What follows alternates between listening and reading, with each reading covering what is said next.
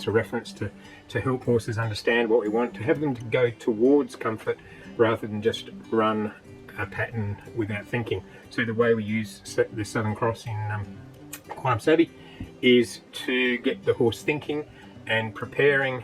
So I'll give you an example. So if we want a horse to use their hindquarter better, if you can get them to where they're starting to anticipate a turn coming up or a transition coming up, then they'll get their body ready.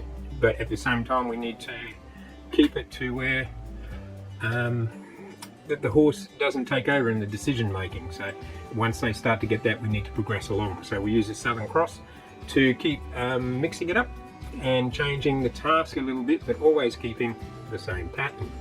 Okay, so it's five points, as you can see, and we put them on the ground and with markers, and we run patterns through there to encourage them to use their hind and travel properly. So you can do it.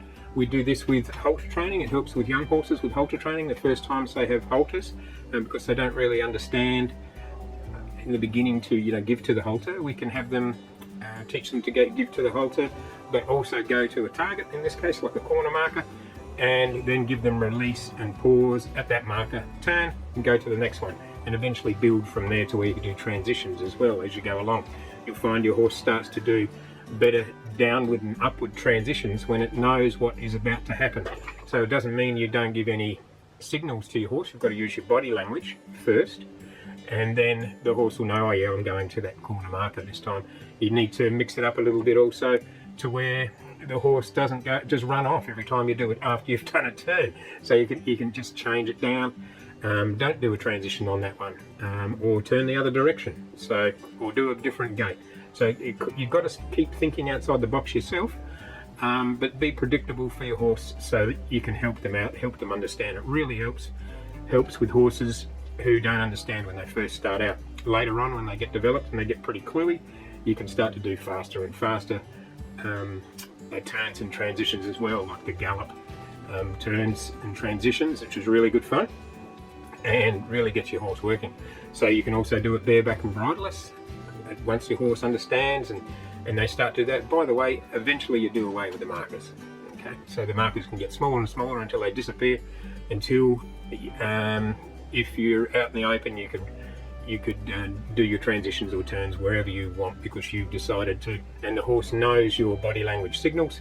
So it'll go, oh yeah, this is familiar, I don't know where the marker is, but I understand the body language.